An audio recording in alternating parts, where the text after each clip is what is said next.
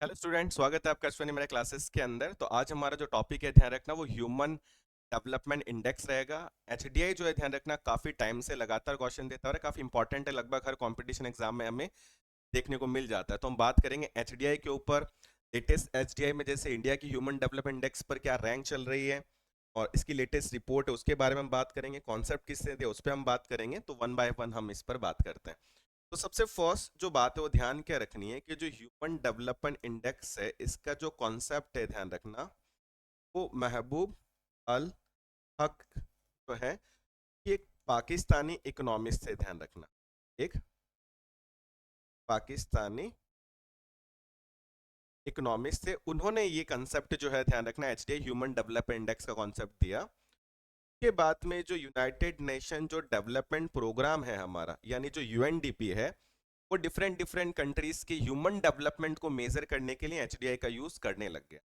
तो human development index है क्या, किस बेसिस पर कंट्रीज को रैंक दी जाती है, किस बेसिस पर कंट्री के डेवलपमेंट को मेजर किया जाता है, उस पर हम लोग बात करते हैं। एचडीआई के बारे में हम बात करते हैं। तो देखो, ह्यूमन डेवलपमेंट जो इंडेक्स है, उसमें आपको ध्यान क्या रखना है कि इसको मेजर करने के लिए तीन इंडिसेज या तीन इंडेक्सेस है। देखो, सबसे फर्स्ट जो इंडेक्स है हमारा, वो हमारा क्या, लाइफ एक्सपेक्टेंसी इंडेक्स है। अब लाइफ एक्सपेक्टेंसी इंडेक्स का मतलब ये होता है कि यहाँ पर इंडिकेटर है कि भाई लाइफ एक्सपेक्टेंसी बर्थ पे कितनी होगी। जैसे जब बच्चा जन्म लेगा इंडिया में, तो हम कितनी उसकी एवरेज एज मान के चल सकते हैं कि भाई इतना साल तो ये जिएगा ही, इसकी लाइफ इतनी तो रहेगी। जैसे एट परसेंट अभी इंडिया का लगभग 67-68 ईयर के अप्रोक्सीमेट है। तो इंडिया में अगर कोई बच्चा जन्म लेता है, तो हम उसकी लाइफ एक्सपेक्टेंसी मान के चलते हैं कि भैया अप्रोक्सीमेट 68 ईयर इसकी लाइफ रहेगी। वो लाइफ एक्सपेक्टेंसी एट बर्थ रहता है, ठीक है। लेकिन उसमें भी इंडिकेटर्स की भी डायमेंशंस है, ध्यान रखना, कि वहां पर हम ये देखेंगे कि भैया जो लाइफ है, जैसे उस कितनी लॉन्ग रहती है उसकी, और हेल्दी लाइफ भी हमें देखनी पड़ेगी। ऐसा नहीं है कि 68 ईयर तो वो बीमार रहा, या उसको भैया न्यूट्रिशन की शॉर्टेज रही, वैसा नहीं होना चाहिए। फिजिकल डेफिशिएंसी नहीं हो, वीक नहीं हो, मतलब वो हेल्दी लाइफ जो है वो उसको मिलना चाहिए, लॉन्ग लाइफ रहना चाहिए, उसकी डायमेंशंस रहेगी। तो सबसे फर्स्ट है लाइफ एक्सपेक्टेंसी एट बर्थ, जिसका इंडिकेटर रहेगा लाइफ एक्सपेक्टेंसी बर्थ पे क्या रहती है, और उसमें भी डायमेंशन क्या रहेगी, कितना लॉन्ग और उसका हेल्दी लाइफ जो है वो रहता है। ये सबसे फर्स्ट इंडेक्स रहता है, ध्यान रखना।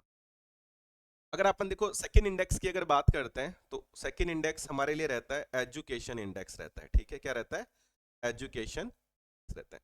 एजुकेशन इंडेक्स में हम लोग दो चीज लेते हैं। देखो, एक्सपेक्टेड ईयर ऑफ स्कूलिंग और मीन ईयर ऑफ स्कूलिंग, ये दो अलग अलग क्यों लिया है? देखो, क्योंकि ऐसे लोग जिनकी एज देखो 25 ईयर्स या मोर देन 25 ईयर्स है, मतलब लगभग वो अपनी स्कूलिंग कंप्लीट कर चुके होंगे, तो उनकी एक मीन ईयर ऑफ स्कूलिंग निकाल ली जाती है कि एवरेज वो कितने साल स्कूल गए हैं। भाई 8 ईयर्स गए हैं, 9 ईयर्स गए हैं, 10 ईयर्स गए हैं, तो ऐसे उनका average year of schooling calculate कर लिया जाता है।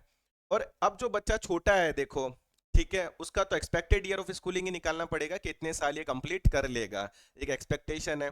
मान लो आज मेरी डॉटर है, अगर वो बहुत प्राइमरी क्लासेस के अंदर जा रही है, तो एक्सपेक्टेशन ही लगा सकते हैं कि एक्सपेक्टेड ईयर ऑफ स्कूलिंग इसका ये रह सकता है।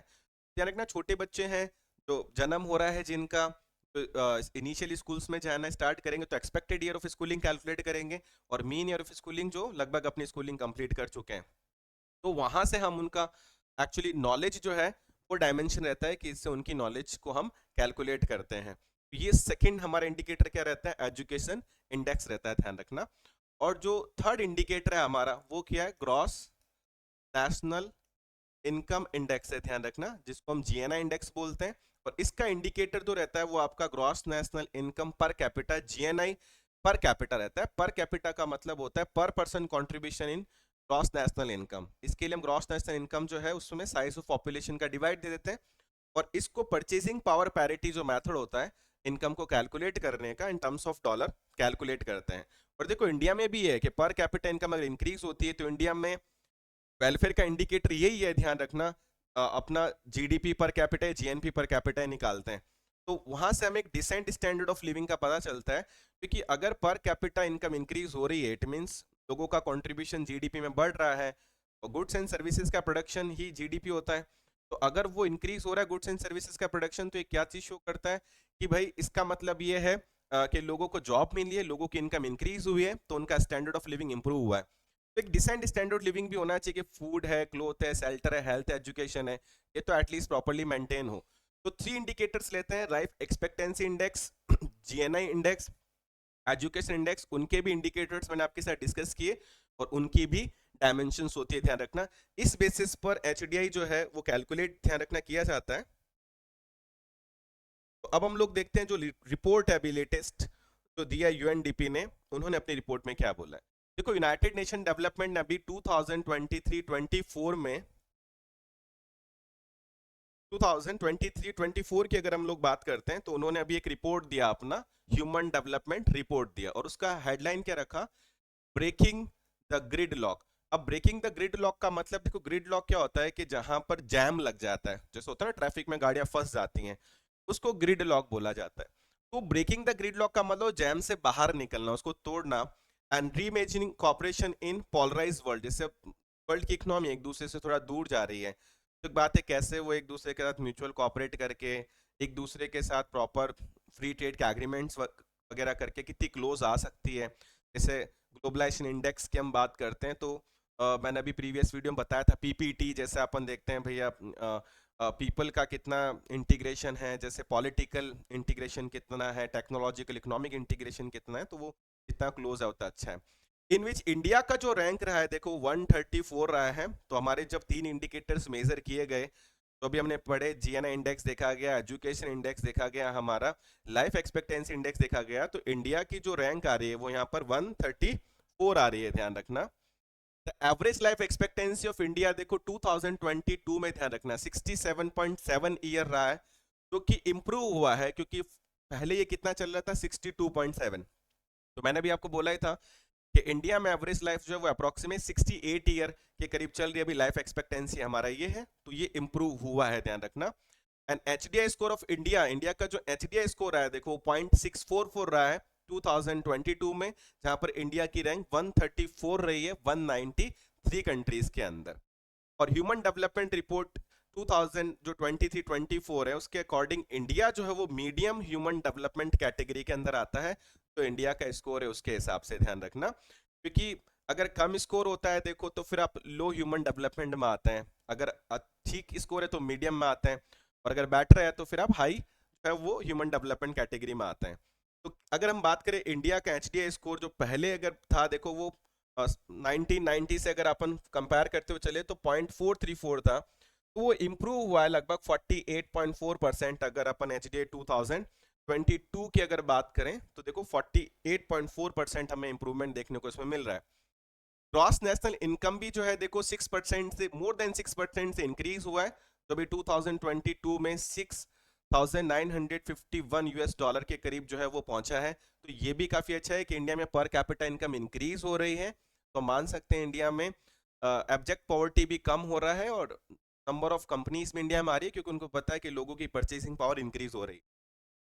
एक्सपेक्टेड ईयर ऑफ स्कूलिंग जो हमारा एजुकेशन देखो इंडेक्स है, वहां पर भी लगभग 2022 में 12.6 ईयर पर इंडिविजुअल रहा है, तो स्कूलिंग टाइम की अगर बात की जाए तो वो भी काफी इंप्रूव हुआ है। लाइफ एक्सपेक्टेंसी एट बर्थ जो है देखो वो लगभग 9.1 ईयर से लगभग इंक्रीज हुआ है। There was a rise 4.6 year in expected schooling, and increase of 3.8 year in mean years की अगर हम बात करें, तो यहाँ पर भी देखो अगर स्कूलिंग की अगर बात की जाए तो वहां पर भी 4.6 जो है वो ईयर एक्सपेक्टेड ईयर स्कूलिंग में इंक्रीज हुआ है। तो लगभग अगर हम बात करें तो 3.8 ईयर मीन स्कूलिंग जो था, तो इसका मतलब इनकम भी, पर कैपिटा इनकम भी देखो लोगों का इंक्रीज हुआ है, लोगों का जो लाइफ एक्सपेक्टेंसी है देखो वो भी इंक्रीज हो रहा है। और whereas there was a rise of 4.6 year in expected year of schooling, यानी एक्सपेक्टेड ईयर ऑफ स्कूलिंग में भी देखो 4.6 ईयर का इंप्रूवमेंट हुआ है। जैसे मैंने बोला बच्चा जन्म लेगा तो वो कितना एक्सपेक्टेड स्कूल जाएगा, वहां पर भी।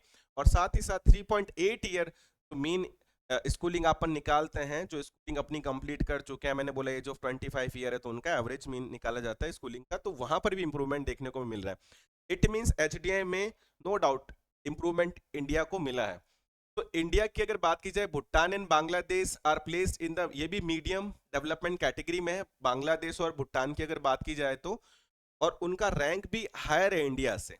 भूटान का जो रैंक है देखो 127, जबकि बांग्लादेश का 129 रैंक है, जबकि हमारा जो आपको पता है रैंक 134 4 है।